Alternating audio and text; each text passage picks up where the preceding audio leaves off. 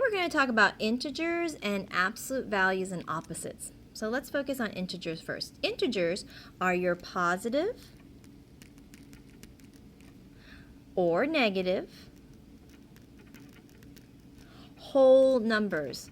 So this does not include fractions, decimals, or percents, because remember, fractions, decimals, and percents are all parts of whole, right? So for example, if I give you 60%, 60% is not a whole number, because imagine if I had a candy bar and I only gave you 60% of it.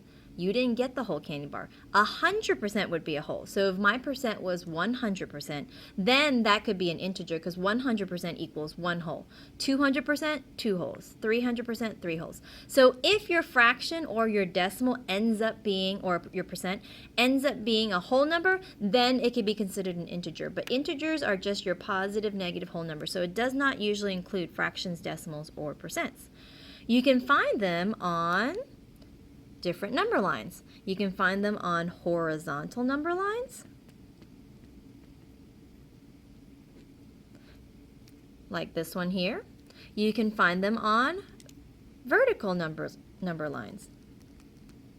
The vertical number line is kind of like a thermometer. When you look at thermometer, that is a vertical number line. So those are two different number lines that you can find integers, positive, negative whole numbers. And if you look, this number line is all in integers, and this number line is all in integers, just positive and negative whole numbers. Now, what are absolute values and opposites? All integers have an absolute value. Now, what does absolute value mean? It is the distance from 0. The symbol we use for absolute value are these two bars. They're not parentheses, they're not brackets, there's just two straight bars, and your number would go inside.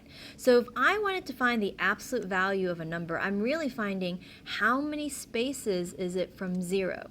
So for example, this is asking for the absolute value of 10. Absolute value of 10 is how many spaces is 10 from 0? Well, 10 is 10 spaces from 0. If I were to find the absolute value of negative 10, well, how far is negative 10 from 0? Negative 10 is also 10 spaces from 0. So you can see the absolute value of positive 10 is 10.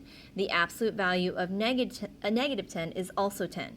They are both 10 spaces from 0. And when we're talking about distance and spaces, there are no negative spaces. They're both 10 spaces from 0.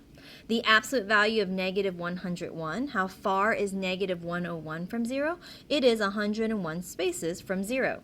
If I wanted to find the absolute value of positive 101, how far is 101 from 0? It is also 101 spaces from 0.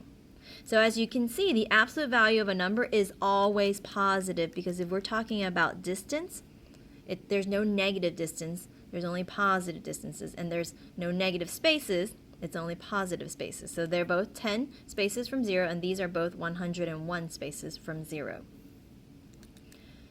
The opposite of a number is the number that is the same distance from 0. So for example, the opposite of 3 is negative 3, because they are both the same distance from 0. Negative 3 is right here, positive 3 is right here. Here's 0, and you can see that negative 3 is 3 spaces from 0.